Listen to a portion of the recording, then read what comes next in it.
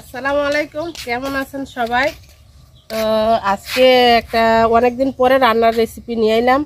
রান্না বলতে আজকে সাবু আর এই যে পুলার চাল দিয়ে একটা মিষ্টি রান্না করব। তো সবাই দেখতে থাকেন ভিডিওটা। এই যে খাঁটি গরুর দুধ বাজার থেকে নিয়ে আইছে, তো দুধটা আমি ছাইকা নিব।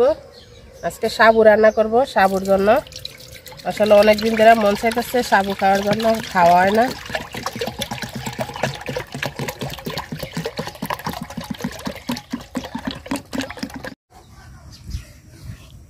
তো দুধ আমি চুলায় বসাই দিছি, আর এখানে হয়েছে 2 কেজি খাঁটি গরুর দুধ। তো আমি এই খাঁটি গরুর দুধও দিব, আবার এই যে এখানে আছে এই যে কন্ডেন্স মিল্ক, এটাও দিব, ডেনিশ, আর সাবু দিব, পুলার চাল দিব, আর চিনি তো অবশ্যই লাগবে। তো আমি 1 বাটি চিনি নিয়ে নিছি, কিন্তু চিনি আমি পুরাটা দিব না। তো নারকেল আছে, আমি নারকেলটা প্রসেস করে নেই, নারকেল দিব।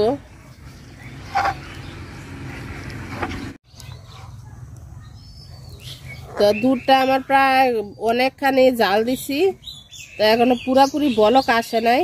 তো আমি এখন এই যে আমি 1 ফুটের মতো পুলার চাল আমি ভিজিয়ে রাখছিলাম, তো পুলার চালটা দিয়ে দিব আমি, কারণ চাউলটা সিদ্ধ হইতে সময় লাগবে। আর সাবুদানাটা আমি আরো পরে দিব।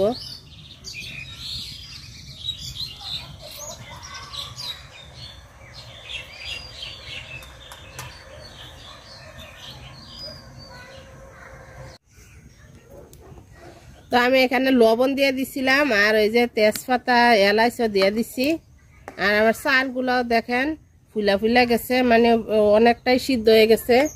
তো আর সাবুদানা দিয়ে দিব, সাবুদানার সাথে চাউলটা আরো ভালো করে সিদ্ধ হয়ে যাবো গা।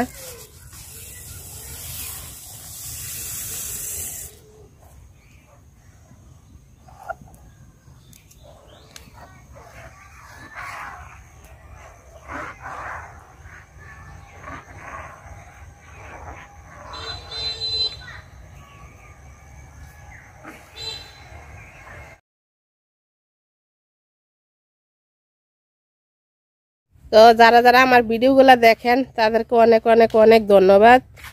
আমি এখানে দেখেন লাকড়ি রোদে দিয়ে রাখছি, আর আমার বাড়ির পাশে ওই যে ধানও পাইকে গেছে, ধান দাইতেছে। আমাদের এলাকায় এখন ধান দাইয়া মানে এখানে জমিতে রাখা দিব, পরে যদি খেটটা শুকায় তারপরে বাড়িতে নিয়ে যাব ধান। তো এই যে লাকড়িতে বসায় রাখছি রান্না, পাশ যে বসাইছি, আর সব এলোমেলো দেখেন পাক করে। তো যারা যারা ভিডিওগুলো দেখেন তাদেরকে অনেক অনেক ধন্যবাদ। তো যদি ভিডিওটা যারা দেখতেছেন একটা করে লাইক দিয়েন, আর যদি একটু ভালো লাগে ভিডিওটা তো ইউটিউব থেকে দেখলে সাবস্ক্রাইব করেন, আর ফেসবুক থেকে দেখলে ফলো দিয়েন, কারণ মানুষ ছোটো থেকেই বড় হয়।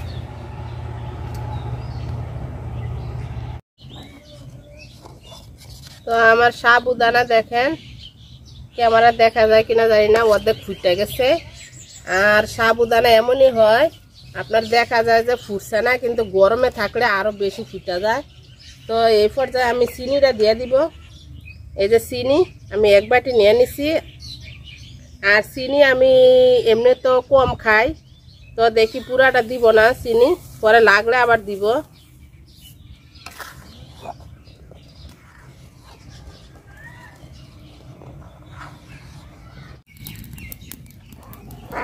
তো আমার এই পর্যায়ে দেখেন সাবুদানাগুলো প্রায় ছিটাই গেছে গা, মানে হয়ে গেছে গা প্রায়। এখন গরম চুলায় রাইখা দিলেও হয়ে যাইব। আর এই যে আমি কন্ডেন্স মিল্ক নিয়ে নিছি, এই যে তো কন্ডেন্স মিল্ক দিয়ে দিব অনেকখানি, মানে আমি খাঁটি গরুর দুধে দিছি, তাও কন্ডেন্স মিল্ক দিলে একটু খাইতে ভালো লাগবে, দিয়ে দিলাম। আর আমি যে পাতিলটাতে রান্না করতেছি এটা কিন্তু একদম নতুন পাতিল, এটাতে তরকারি রান্না করা হয় নাই, নতুন আনছি, এজন্য আমি এই পাতিলটাতে আমি পায়েস রান্না করলাম।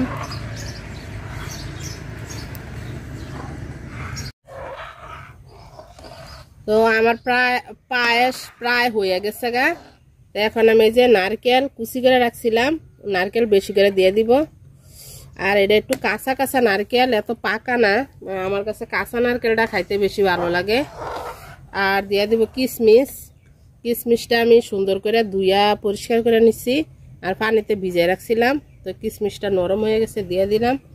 আর এখন আমি চুলার জাল বন্ধ করে দিছি।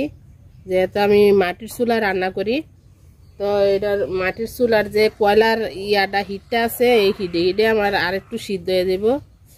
এই যে সাবুদানাগুলা তো হইয়া নেক, পরে দেখাই দিছি আপনাদের পুরাপুরি ভাবে হইলে।